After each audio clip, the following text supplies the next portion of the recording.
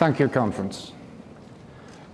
We meet here at an absolutely crucial moment, because in the next few months, the future of our country will be decided for decades to come. And history will record that Liberal Democrats have been on the right side of the Brexit argument. We were right to oppose Brexit in the first place. We were right to predict a bad deal. And we have been right to campaign for a people's vote.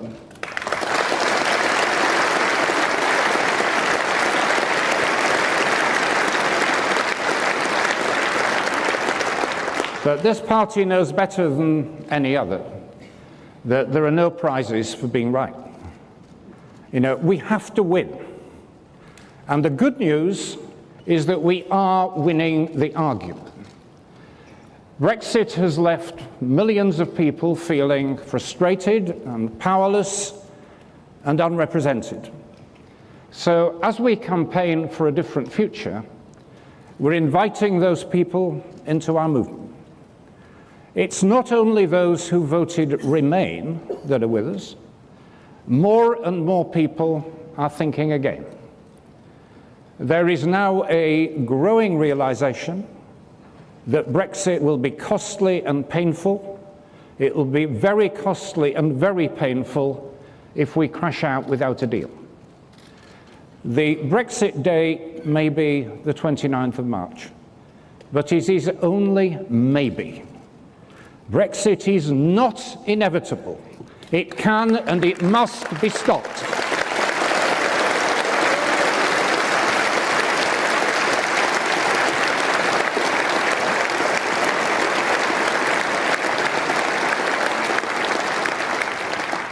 Over the summer, I spoke to rallies and meetings across Britain, from Bristol to Newcastle to Cambridge.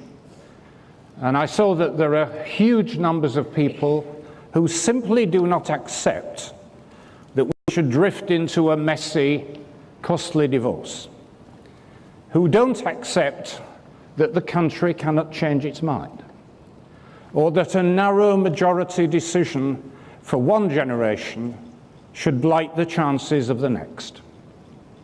There are millions of people out there who haven't given up the fight, and nor will we.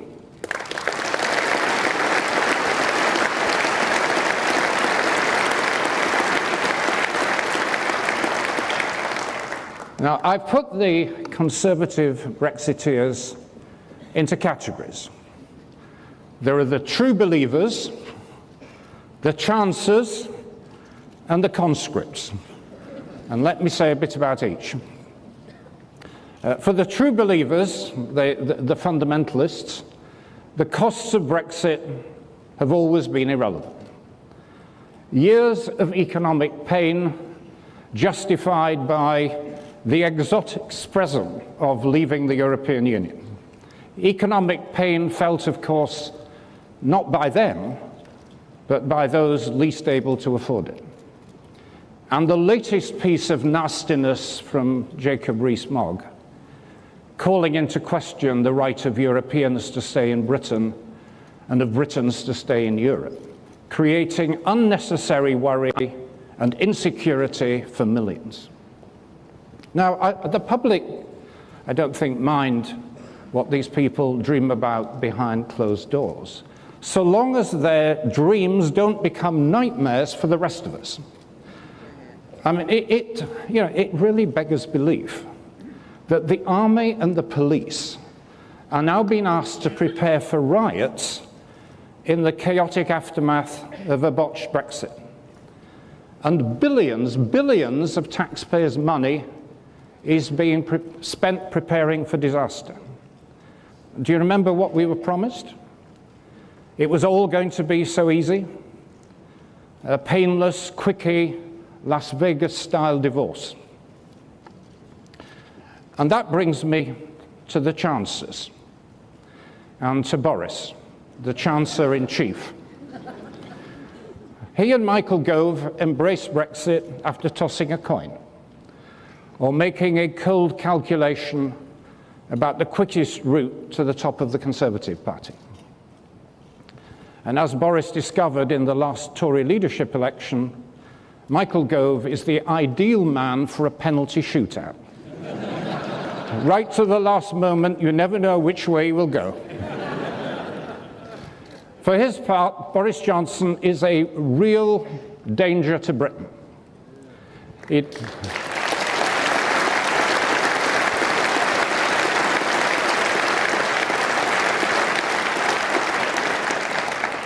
He doesn't just resemble Trump, large, loud, and blonde. He behaves more like him every day. Their cynical disregard for the truth, the treatment of women, and their inflammatory, divisive language make Boris and Donald the terrible twins of the rabid right.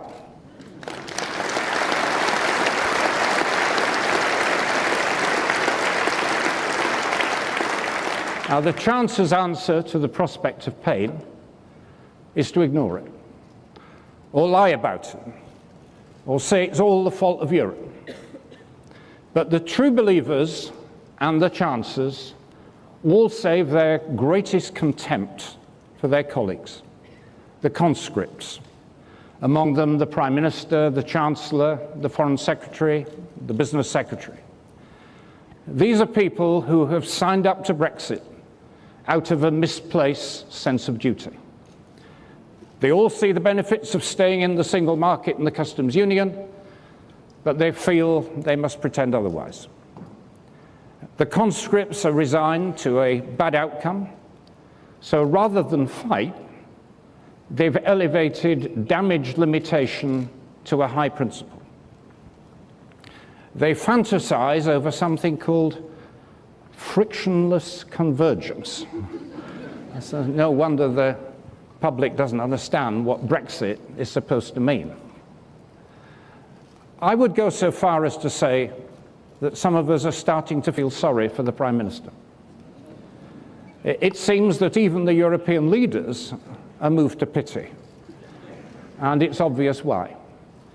She's dutifully delivering a policy she doesn't really believe in, failing in negotiations, losing public support, and it's all to appease a dwindling group of angry people in her own party who will denounce her as a traitor, whatever she comes up with.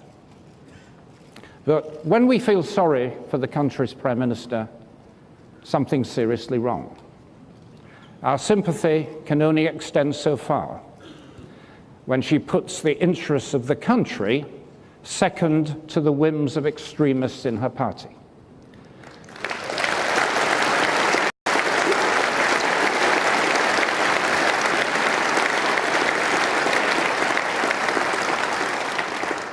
Deep down, I believe, the Prime Minister knows that Brexit is a bad idea.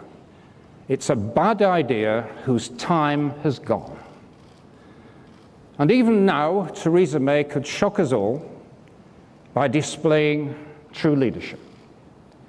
She could admit that the Brexit project has gone badly wrong by conceding that the deal, any deal or no deal that she will bring back from Brussels, is not going to be better for Britain than remaining in the European Union. Instead of kowtowing to her enemies in the Conservative Party, she could lead her party and the country by opening her mind to a people's vote on the final deal.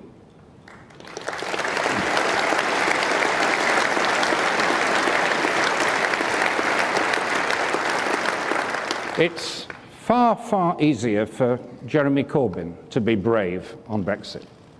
And this is his big chance. He used to be the campaigning backbencher who joined us in opposing the Iraq War and defending civil liberties. In his new role, he's kept his hands clean and his image polished by hiring hard-left boot boys and girls to do his dirty work. They do the bullying and the intimidation, and he claims not to know.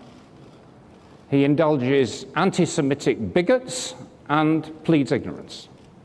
But the nastiness should not be allowed to obscure his abstention from the biggest issue of the day.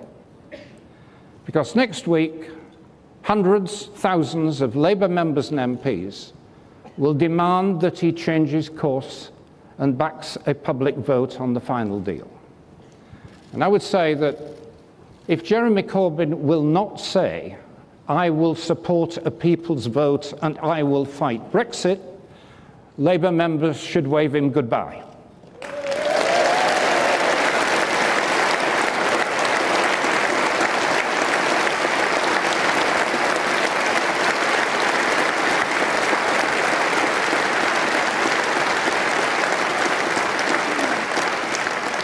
And the reason is that he's currently letting down the many people in Labour's heartland who now see Brexit for what it is. It's a Tory project pursued for Tory ends, of which working people will be the main victims. But when we secure a people's vote, we then face a huge challenge, which is winning it. I think we have to recognise that Brexit still appeals to many hearts, if not to many minds. The Brexit campaign stoked the worst prejudices about race and immigration.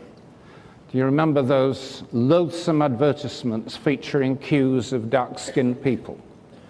And the mendacious claim that we need to leave the European Union to stop 80 million Turks coming to live here. It was dreadful stuff. But that was the Leave campaign, not Leave voters. So we must sell better the benefits that immigration has brought to this country. The workers who pay taxes to support the welfare state and an aging population, and who are crucial to everything from the NHS, where there are currently 100,000 vacancies even today, to the high-tech industries. But if we want to be heard, we also have to listen. And we have to recognize that although overall immigration has not depressed wages, there is a strong public perception that it has done so in particular places and particular occupations, or exacerbated pressures on housing and services. So we need to invest in those parts of the country which feel left behind, ensure that public funding keeps track of population growth so public services can keep up with demand.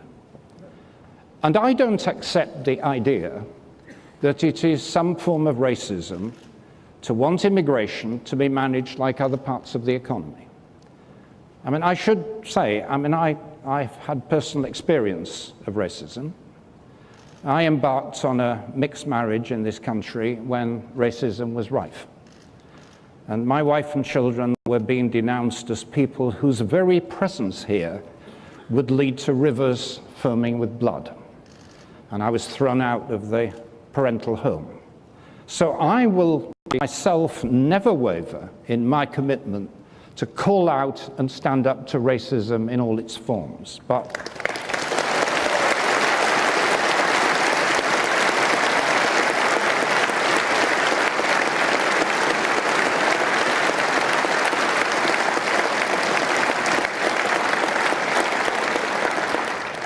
we must understand that to dismiss all Brexit voters as racists is simply wrong and completely counterproductive.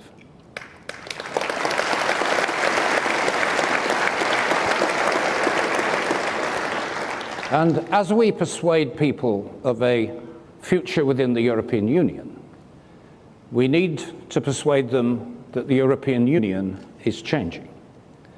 I want Liberal Democrats to be in the vanguard of a Europe-wide movement for reform. Opinion polling shows that disillusion with the European project is not unique to Britain. Across Europe, 1 in 3 members of the public express anti-European sentiment. And rather than let that grow, we've got to take on those who got Britain and the European Union into the Brexit mess. And we can't do that by just going on about the virtues of the status quo. Macron and Merkel are recognizing this in their countries too. They're in a very different place from the position taken by the French and German governments in 2016. Whilst free movement is an absolutely fundamental principle of the European single market, the European Union may yet conclude that protecting free movement, as we must, means reforming free movement. So just as staying in the European Union is essential to the future of the UK, it is crucial to the future of the European Union to have a British liberal voice at the table. To argue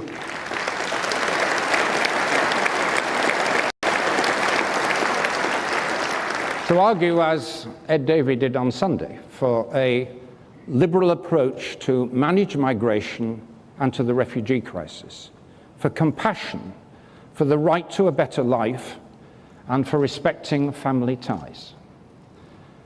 Now, more broadly, Europe needs a positive message of hope for those who look back to the past, because for them, it seemed genuinely better. And for those who've experienced, for example, a decade of depressed living standards since the financial crisis, through no fault of their own.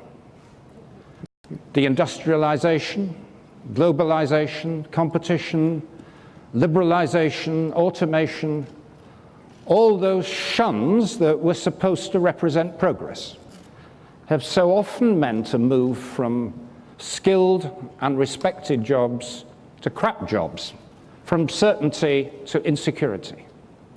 Now, for them, we need a positive message and a positive argument for a reformed Europe, cooperating more, not less, on research, on harnessing new technologies, and setting world-leading standards.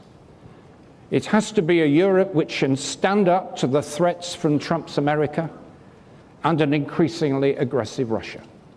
In short, a better Europe, a Europe fit for the 21st century, a Europe focused on its citizens and with the UK at its heart.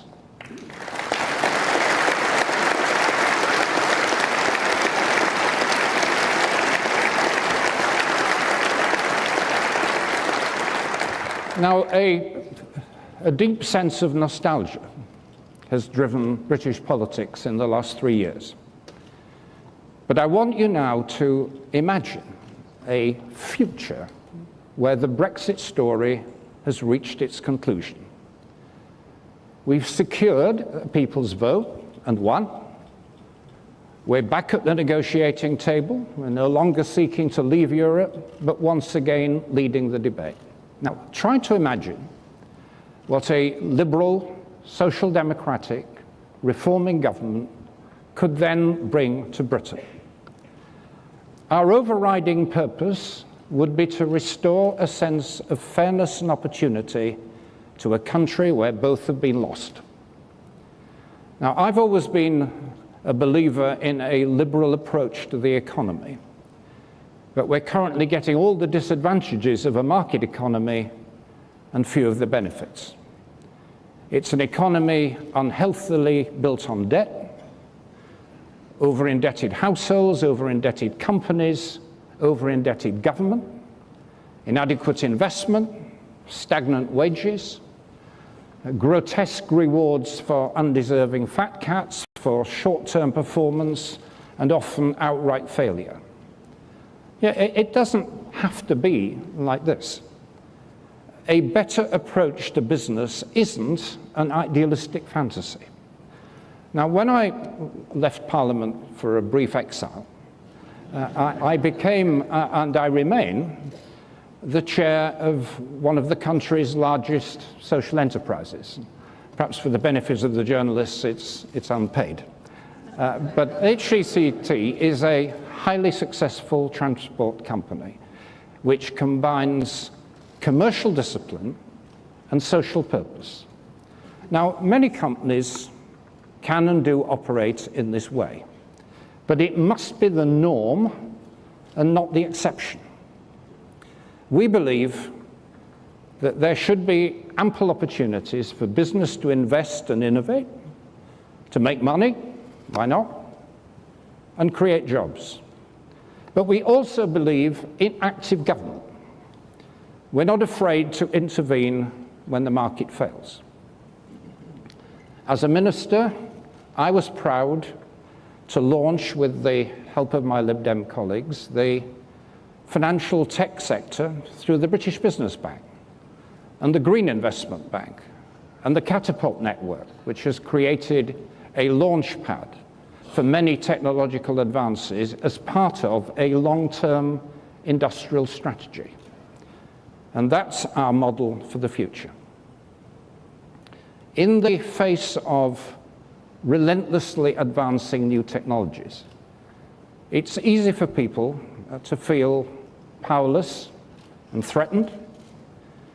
So we have to understand and regulate some of the new technologies coming down the track. So that's why Joe Swinson and I are setting up a commission to look at how to turn emerging technologies from a threat into an opportunity. And if we embrace these technologies, try to imagine some of the potential.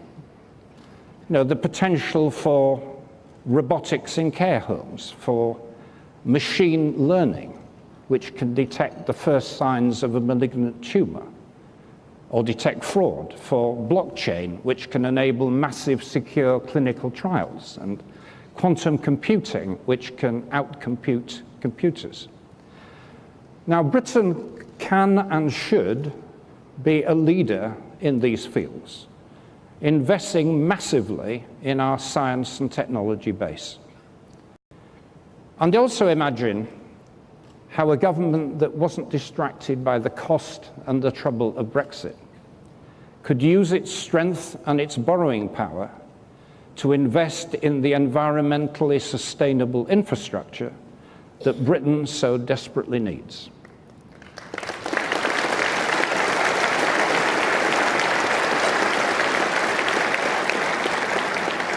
If you travel from, or try to travel, from Workington to Hull, or Swansea to Wrexham, or Dover to Penzance, let alone smaller places on the way. Now, these are truly epic journeys which show how poorly connected modern Britain remains. Even the much-hyped Northern powerhouse has dwindled to little more than an unheeded cry for help. Now, we can start to put this right by breaking with the economically foolish convention of public sector accounting, which treats borrowing for productive investment in the same way as day-to-day spending.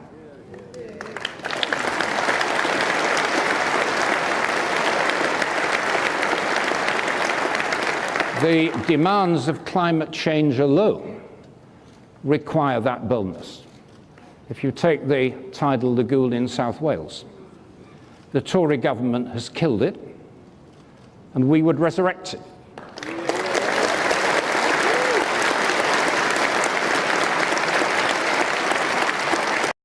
And imagine putting the country to work, building the green Britain of tomorrow, with hundreds of miles of new railways and broadband cabling. That is the future a liberal, social democratic, reforming government could bring. We would also want to resurrect a sense of fair play in the way that government raises money.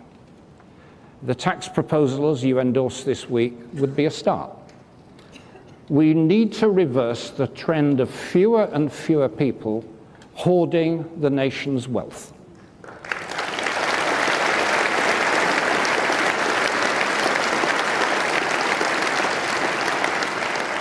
Those on modest incomes should pay less tax. And indeed, Liberal Democrats in government delivered lower taxes for those paid. But the wealthiest should pay more. Now, our reform, which you passed this morning, could raise substantial sums. Now, we would not splash the money on short-term spending, It would be invested in a sovereign wealth fund, saving for the future. And that fund would be further boosted by the eventual sale of RBS shares.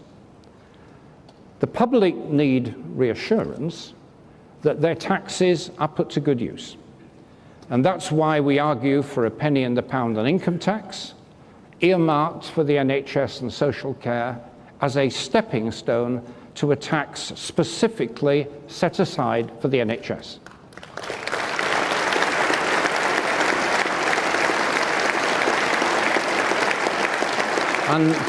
And we would concentrate its funding on the mental health crisis, building on Norman Lamb's work in government.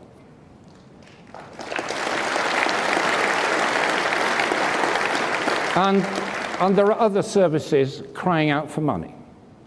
Schools are seriously underfunded. The police have been cut back to dangerous levels, and crime is rising as a consequence. And local government has been outrageously undermined.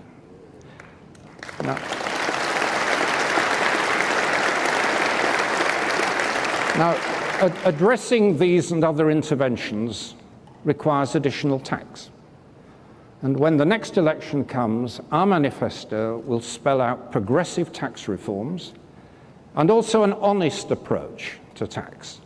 The principle is clear, that every citizen and company should pay their fair share and get something back for what they put in. Because nothing gets up the noses of honest taxpayers more than a government squeezing every penny it can out of small firms while rolling out the red carpet for world-class tax dodgers like Amazon, Facebook, and Google.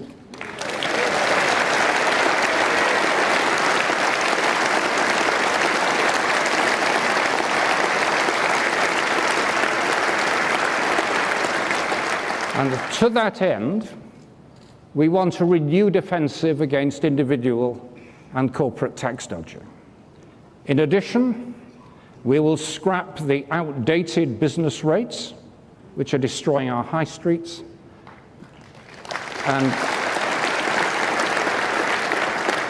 and reform company taxation for the digital age.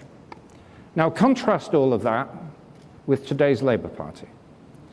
From the coterie of people around Jeremy Corbyn, who until very recently were on the Stalinist wing of the microscopic British Communist Party. And from economic policies which are based on a nostalgic view of the commanding heights of the economy, which are more relevant to the steam age than to the digital age. And in addition, unlike them, we do not believe in magic money trees and pots of gold at the end of the rainbow.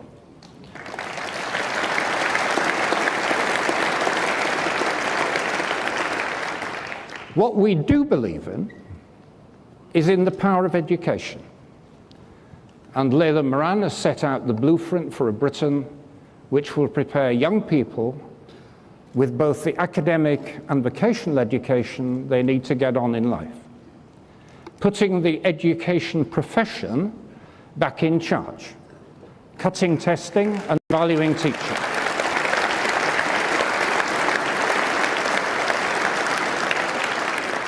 Reimagining inspection so that schools are judged not on how many boxes they've ticked, but how many children's lives they've changed.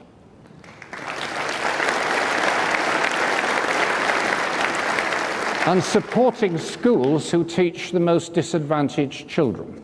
The pupil premium was a Liberal Democrat invention and success, and it must be increased so that more money is targeted towards helping children from the poorest backgrounds.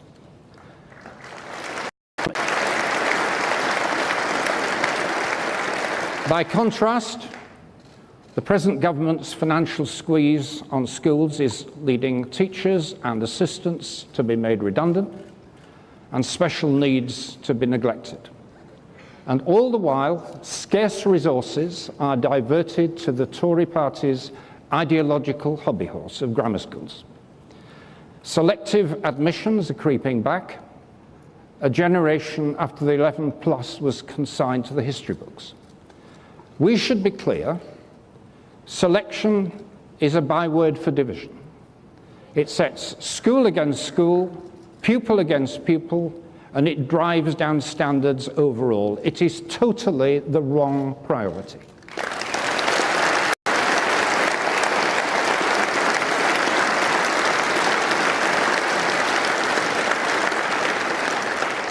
Beyond school, we have to ensure a better future for all young people.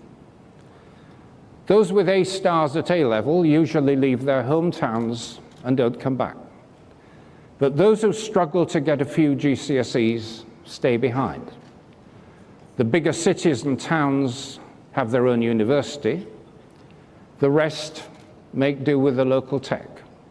But it's actually the local tech which should be at the forefront of the drive to equip the country for wrenching technological change and global competition.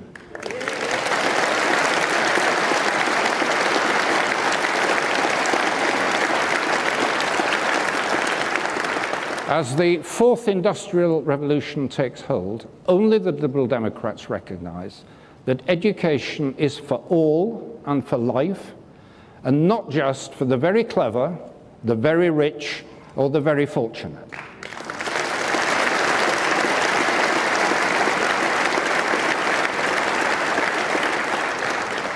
Government has a key role in making all this happen. So I will bring to the spring conference detailed proposals for the individual learning account to finance training and retraining through life, and contrast that approach with the Tories' version of the apprenticeship levy, which is actively discouraging training, and to the Tory axe, which has been taking to funds for lifelong learning. Liberal Democrats would offer young people the prospect of a decent education from nursery on, the lifelong learning required for the emerging job market, and one final piece of the puzzle, the prospect of a decent home. Because nothing illustrates the government's paralysis of will more than the abject failure to get to grips with the inadequate supply of housing.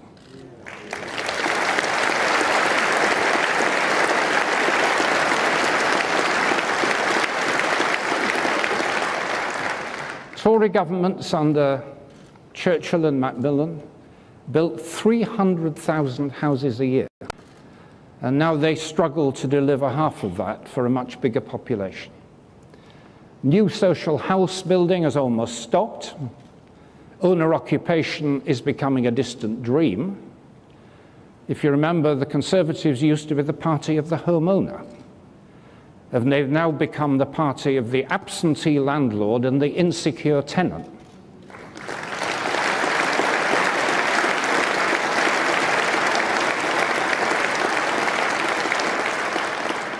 Sleeping on the streets has become appallingly commonplace. You've seen it here in Brighton. And it cannot be justified in a civilized society.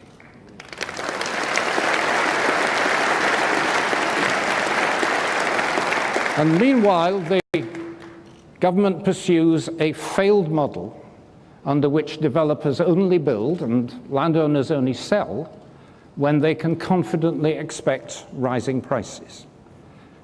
Big housing developers like Berkeley Homes and Barratt's and Persimmon. Now these are mainly, land speculation machines with a sideline in house building. So what we insist on is that there must be an ambitious program of council house building by councils, building freed from central government control.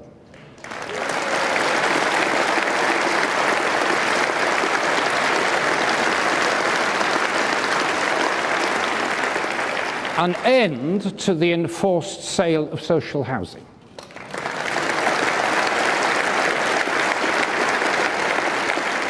And we desperately need a program of low-cost homes for rent leading to purchase for the first-time buyers and key workers. It can be done. You know, successful, long-standing Liberal Democrat councils like Eastleigh have gone on and done it. There's no ideological dogma. It's just hard work and commitment. And that is what people have come to expect from their Lib Dem councils and councillors.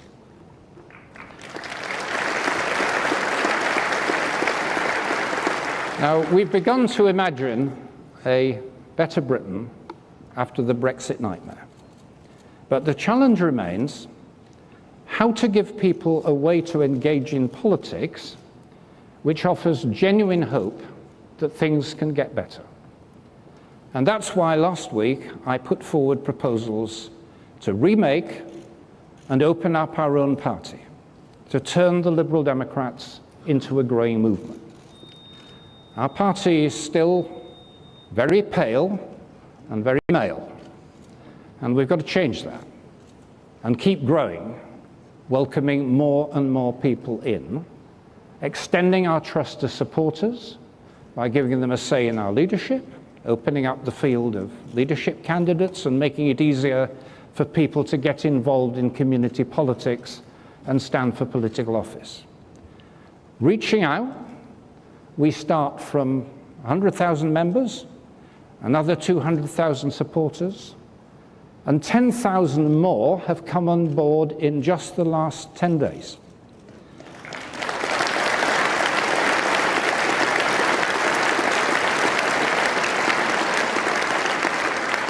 And thanks to your efforts, we start the job of building this movement from a position of greater electoral strength than was apparent a year ago. At the last conference, I ended my speech by urging that we should all get out there together and win. And I want to say thank you to each and every one of you for answering that call, because we had 75 net gains in the local elections in May. We got 4 new councils in Liberal Democrat control, including mine. We had our best results in 15 years.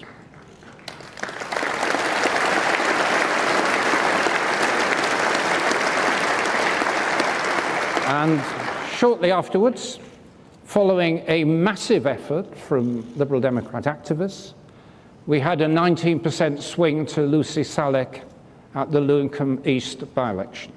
It was actually our best result against Labour for 14 years. There can be no doubt the Liberal Democrats are growing and winning again, and this is just the beginning.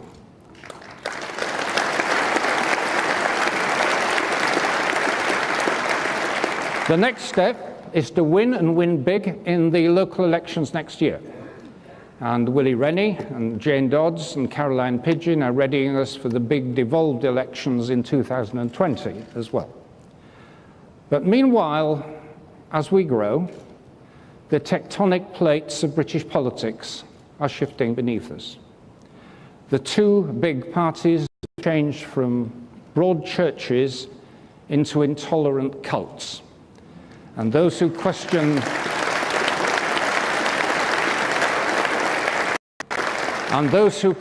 the faith are not welcome. The Labour leadership is dominated by people who believe in doctrines that are very far removed from the sensible social democratic tradition that prevailed from the days of Clement Attlee or Gordon Brown. And they, in turn, are the mirror image of the Tory zealots who have more in common with UKIP than their party's one nation traditions.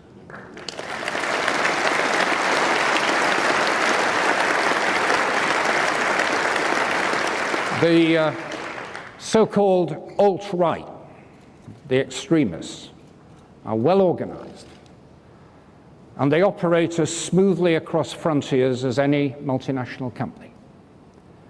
People of moderate, decent, humane views are being marginalized as this new illiberal international takes shape. Now, much depends on the courage of mainstream MPs in the Labour and Conservative parties. They're losing control, and if they can't stop the rot, they should leave. But we too must be bold. There may be a temptation to be what our colleagues in Scotland might call the wee freeze of British politics, sniffing suspiciously at newcomers and outsiders who lacked doctrinal purity. And we can't afford to do that. We have to become a bigger, more diverse movement. And I would say that if you don't call yourself a moderate, that's fine. I'm a liberal and a social democrat, and I'm very far from moderate in my detestation of what is happening at the extremes of British politics.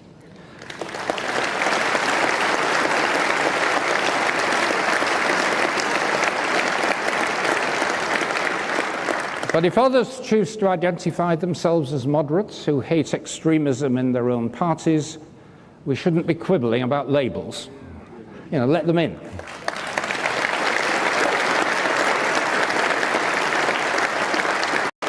And if they're too shy to come in, you know, let's extend the hand of friendship and cooperate with them. Because there are millions of dissatisfied people currently out there waiting for a lead. There are millions who can see that the two main parties have been hijacked by those who want to turn their backs on the modern, interconnected world.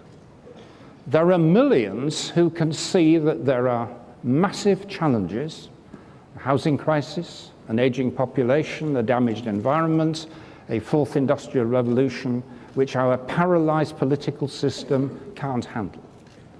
Now, these millions of people are potentially on our side, and it's our job to be on theirs.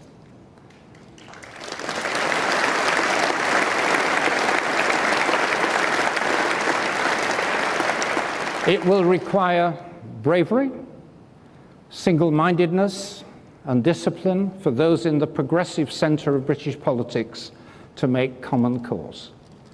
But it can be done. And I'm determined that our party should be at the heart of it, leading the resistance to the forces of illiberalism, leading the crusade to give the people the final say on our future in Europe, and looking outwards to a changing world with confidence and determination that our values will outlast and outclass the forces ranged against them. So I want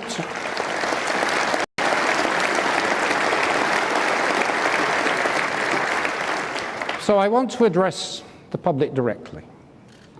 If you demand a better future, this is your chance. Our movement is your movement. It's an open movement with an open leadership. So join it, shape it, build it, because together we can and we will win. Thank you.